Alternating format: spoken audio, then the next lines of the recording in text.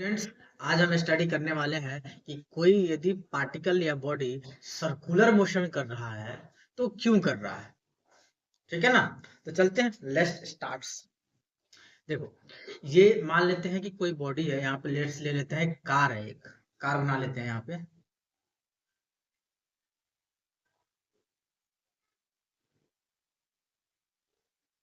ठीक है, ये कार चलते मान लेते हैं, चलते चलते कार ए पॉइंट पे आई। अब ए पॉइंट पर इसकी वेलोसिटी क्या है, मान लेते हैं v1 है। फिर ये ए से बी पॉइंट पे चली गई और बी पॉइंट पे इसकी वेलोसिटी हो गई v2। ठीक है, मतलब एक कार जो है, एक सर्कल के सरकमफ्रेंस पर क्या कर रही है, मूव कर रही है। और पॉइंट ए पर इसकी वेलोसिटी v1 है और पॉइंट बी पर इसकी वेलोसिटी v2 हो गई। ठीक है, अब देखिए, जब इसने V1 से पॉइंट ए से पॉइंट बी तक गई तो इसमें लीनियर जो डिस्प्लेसमेंट हो वो dx आए। मतलब ये जो ए और बी के बीच की जो दूरी है बहुत ही कम है, थोड़ा सा है। जब थोड़ा सा है तो जो यहाँ पर सेंटर पर एंगल बनने वाला है वो भी थोड़ा सा होगा, छोटा सा होगा। अब छोटू को दिखाने के लिए डी थीटा लिखते हैं। अब यहाँ भी हम इसीलिए dx लिखेंगे। यानी कि डी टाइम में कोई पार्टिकल ए से बी तक गई, उसने लीनियर डिस्प्लेसमेंट कितना किया, dx किया, और सेंटर पर कितना एंगल बना, डी थीटा बना है। ठीक है, अब जब हम यूनिफॉर्म सर्कुलर मोशन की बात करते हैं, देखो सर्कुलर मोशन के प्रकार का होता है, यूनिफॉर्म हो गया, हम नॉन यूनिफॉर्म हो गया। तो यूनिफॉर्म में क्या होता है कि जो स्पीड होती है पार्टिकल की, वो हमेशा क्या होती है, इक्वल होती है। यानी कि यहाँ पर जो v1 है v2 के इक्वल होगा, ये स्पीड है तो v1 v2 के इक्वल हो गया। लेकिन देखो है क्या कि v1 का जो डायरेक्शन है इधर है, v2 का डायरेक्शन इधर है। जब हम वेलोसिटी की बात करते हैं ना, तो इसका डायरेक्शन में चेंज हो गया। वेलोसिटी होता क्या है कि स्पीड प्लस डायरेक्शन होता है। तो स्पीड से सेम है लेकिन डायरेक्शन अलग अलग हो गया, जिसकी वजह से वेलोसिटी भी अलग अलग इसकी हो जाएगी। ठीक है, अब यहाँ देखिए, यहाँ पर मान लेते हैं, अब हम वेक्टर में एक चीज पढ़े हुए हैं कि जब भी पॉइंट ए से पॉइंट बी तक कोई चीज जाती है तो पॉइंट बी क्या हो जाती है, फाइनल पॉइंट। ये होता है इनिशियल पॉइंट। यहाँ पर क्या है, वेलोसिटी v1 वेलोसिटी है, मतलब इनिशियल वेलोसिटी है। यहाँ पर पॉइंट बी पर वेलोसिटी v2 है, जो फाइनल वेलोसिटी है। तो जब हम चेंज निकालते हैं वेलोसिटी का, तो v2 माइनस v1 करेंगे, यानी कि v final minus v initial करने वाले हैं।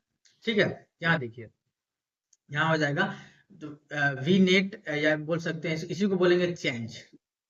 We final minus V initial क्या हो जाएगा, वी नेट। और V two minus V one इसी को बोलेंगे। और V two minus V one क्या हो जाएगा, चेंज इन वेलोसिटी। अच्छा, जब भी चेंज इन वेलोसिटी आता है तो उसको हम क्या बोलते हैं, एक्सीलरेशन। देखो, rate of change of velocity is called acceleration. होता है कि नहीं होता है, ये कैसे हुआ देखते हैं। ये देखो देखो यहाँ पे पहला वेक्टर ऐसा था, दूसरा वेक्टर ऐसा था। देखो यहाँ पर पहला वेक्टर v1 हो गया, ये दूसरा वेक्टर v2 हो गया। अब यहाँ पर क्या है ना, जो v1 है, v1 वेक्टर है, ये वेक्टर रखो, ये v2 वेक्टर, इन दोनों का मैग्नीट्यूड देखो यहाँ बराबर है। मैग्नीट्यूड इसका बराबर है, यहाँ पे मैग्नीट्यूड दोनों का बराबर। ठीक है, मैग्नीट्यूड बराबर है। अब यहाँ पर देखो कि हमने क्या करा, v2 माइनस v1, यानी कि चेंज इन वेलोसिटी। यहाँ पर देखो, ये हो जाएगा फर्स्ट वेक्टर, ये सेकेंड वेक्टर, ये हो जाएगा इसका थर्ड वेक्टर। होगा कि नहीं होगा, यानी कि यहाँ पर हम ऐसे कर सकते हैं, v1 वेक्टर प्लस, मान लेते हैं इसको कोई वेक्टर नाम दे देते हैं बी वेक्टर कोई नाम दे दिया मान लेते हैं। तो बी वेक्टर इक्वल टू क्या हो जाएगा, v2 वेक्टर। अब यहाँ देखो, v2 vector minus v1 vector is equal to b vector. और v वेक्टर ही क्या है, v2 माइनस v1, यानी कि चेंज इन वेलोसिटी। जब भी चेंज इन वेलोसिटी होगा तो भैया एक्सीलरेशन वहां पर आएगा, आएगा ही आएगा। ठीक है, तो एक्सीलरेशन क्या होता है, सिर्फ चेंज इन वेलोसिटी नहीं होता है, rate of change of velocity. जहां भी रेट आएगा इसका मतलब हमको टाइम से डिवाइड करना है। तो अब बताइए, v1 वेलोसिटी से v2 वेलोसिटी चला गया पार्टिकल, और उसमें कितने टाइम में ये चीज हुई है, तो dt टाइम में हुई है। तो v2 minus v1 upon dt हो जाएगा, अपना एक्सीलरेशन हो जाएगा। समझे कि नहीं।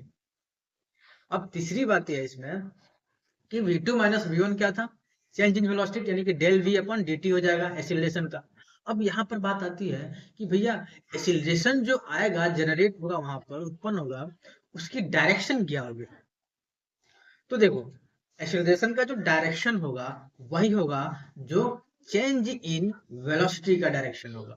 अब चेंज इन वेलोसिटी का डायरेक्शन कहाँ हुआ, देखो चेंज इन वेलोसिटी का डायरेक्शन इधर सेंटर की तरफ हुआ। देखो इधर सेंटर, चेंज इन वेलोसिटी का जो डायरेक्शन होगा वो सेंटर की तरफ होगा।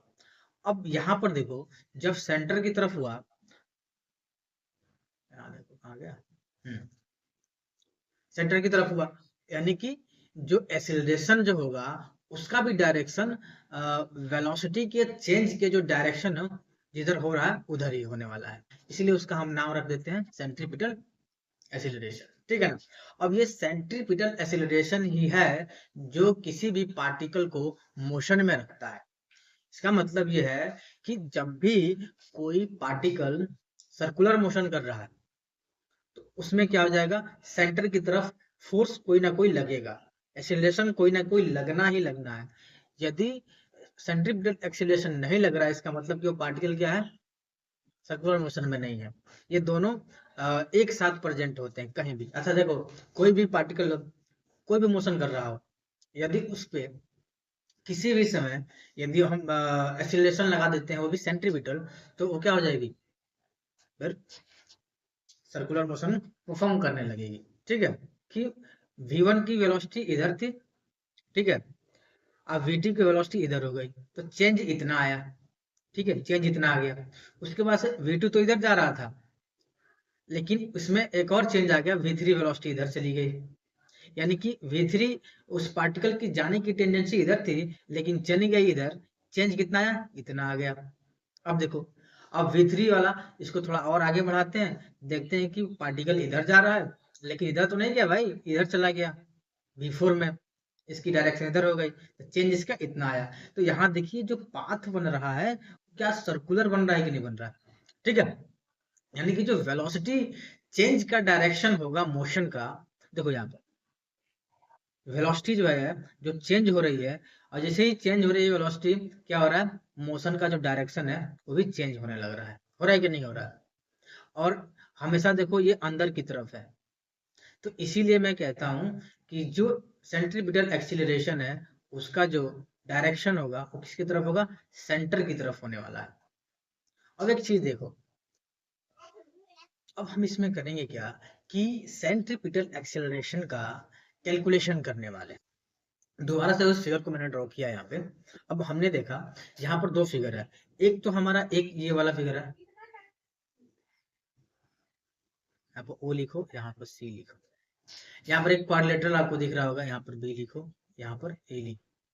ए ओ क्वाड्रिलेटरल नहीं है, 1 2 3 4 क्वाड्रिलेटर ही है, ए ओ बी सी क्वाड्रिलेटर है ना। अब यहाँ पर क्या हुआ, ये टेंजेंट है तो 90 डिग्री बन गया, यहाँ टेंजेंट है तो 90 डिग्री बन गया।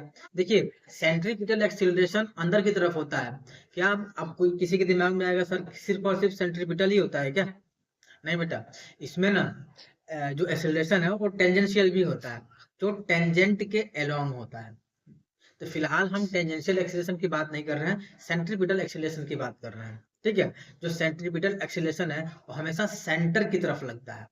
ठीक है, और सेंटर की तरफ लगने से क्या हो जाता है कि ये जो पार्टिकल है स्ट्रेट लाइन ना जाकर ये सर्कुलर में मोशन परफॉर्म करने लगता है। फिर यहाँ देखते हैं, अब यहाँ 90 डिग्री है, यहाँ 90 डिग्री है, ये डेल्टा थीटा है, तो ये कितना होगा, ये वाला एंगल जो होगा 180 माइनस डेल्टा थीटा, तो ये कितना हो जाएगा, डेल्टा थीटा हो जाएगा, ये हो जाएगा आपका डेल्टा थीटा। देखो यहाँ पर v1 इसको हम शिफ्ट करके लाए, देखो ये v1 वेक्टर यहाँ हो गया, और v2 वेक्टर को पैरेलली शिफ्ट करके नीचे लेकर आएंगे, फिर यहाँ पर जो एंगल बनेगा वो डेल्टा थीटा होगा ज्योमेट्री के हिसाब से। ठीक है, अब यहाँ देखिए, अब और ये क्या हो जाएगा, change in speed, change in velocity, हमने डेल्टा भी लिखा, यहाँ पर मैग्नीट्यूड ही मैं लिख रहा हूँ। ठीक है, अब इस वाले सेक्शन में देखिए, इस वाले क्वाड्रिलेटरल में देखिए, अब यहाँ पर क्या हुआ, क्योंकि ये आर है, इसका रेडियस आर है, तो डेल्टा थीटा क्या होता है, ये हो गया तुम्हारा यहाँ से लेके यहाँ तक हो गया तुम्हारा लीनियर डिस्प्लेसमेंट जो डेल्टा एक्स है, डेल्टा एक्स अपन आर हो गया। ये आपने पढ़ा होगा कि theta equal to S upon R, ये पढ़ा होगा। ये कहाँ पढ़ा होगा? तो बेसिक मैथमेटिक्स में पढ़ा होगा। ये रेडियन में होता है, छोड़ो उसको। ठीक है, तो delta theta equal to delta X upon R हो गया। अब इस वाले सेक्शन में देखो, ये जो ट्रायंगल बन रहा है ये हो जाएगा, ये डेल्टा थीटा इक्वल टू क्या हो जाएगा? Del V upon V. ये देखो v1 अपॉन v1 जो है ना, v1 equal to v2 equal to v है। v1 और v2 का जो मैग्नीट्यूड है वो सेम है, तो यहाँ हो जाएगा delta theta equal to del V upon v। क्योंकि यहाँ पर क्या है ना, यहाँ पर ये 90 डिग्री बन रहा है, यहाँ भी एक 90 डिग्री बन रहा है। कैसे 90 डिग्री बन रहा है? क्योंकि जो डेल्टा थीटा है ना, ये बहुत ही स्मॉल है। डेल्टा थीटा जो है, मतलब इसको क्या बोलूँ मैं, डी थीटा, डी थीटा जो ना वेरी स्मॉल, वेरी स्मॉल। जब वेरी स्मॉल है तो v1 और v2 क्या हो जाएंगे? आपस में पास पास हो जाएंगे। ऐसे जब पास पास हो जाएंगे ना, तो इस जो डेल v जो वेक्टर है, इस पर ये भी 90 डिग्री बनाएगा, ये भी 90 डिग्री बनाएगा। बनाएगा कि नहीं बनाएगा? और इसमें क्या हो जाएगा ना, फिर यहाँ पर हम delta theta equal to del V upon v1, इस टाइप से जो आर्क वाला था ना, ये वाला arc upon radius, theta equal angle equal to arc upon radius, ये वाला यहाँ भी हम लगा सकते हैं। तो ये इक्वेशन 1 है, इक्वेशन 2 है। अब यहाँ पर डेल्टा थीटा हो गया, डेल्टा थीटा यहाँ भी हो गया, तो LHS दोनों इक्वल है, तो RHS भी क्या होगा? इक्वल होगा। अब इसमें हम कर क्या रहे हैं कि सेंट्रीपिटल एक्सीलरेशन को कैलकुलेट करने की कोशिश कर रहे हैं, ठीक है ना। अब यहाँ पर क्या हो जाएगा ना, कि जब दोनों को इक्वेट करेंगे तो ये आएगा delta X upon R equal to delta V upon V आ जाएगा, ठीक है ना। अब यहाँ पर क्या करेंगे कि हम डेल्टा टी से दोनों तरफ डिवाइड मारेंगे। अब डिवाइड मारने से हमको क्या होगा कि एक्स अपॉन टी आएगा, delta X upon delta T, जो कि वेलोसिटी होता है, तो वी हो जाएगा अपॉन आर इक्वल टू, अब delta V upon delta T, change rate of change of velocity क्या हो जाएगा? एक्सीलरेशन हो जाएगा, फिर अपॉन वी यहाँ पर आ जाएगा, ठीक है। यानी कि v upon R equal to A upon V, तो v जब इधर जाएगा तो वी स्क्वायर अपॉन आर हो जाएगा, यहाँ पर जो a होगा वो हो जाएगा वी स्क्वायर अपॉन आर। ये होता है सेंट्रीपिटल एक्सीलरेशन, ठीक है ना। तो इसकी कैलकुलेशन ऐसी होती है, ये मोस्ट फेमस फॉर्मूला है ये,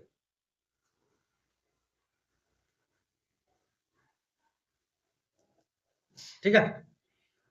तो ऐसे काम करता है सेंट्रीपिटल एक्सीलरेशन। यदि वीडियो को अगर अच्छे से समझना है तो ये क्या करेंगे, दोबारा से देखो इसको, अच्छे से समझ में आएगा, बार बार देखो इसको, ठीक है ना।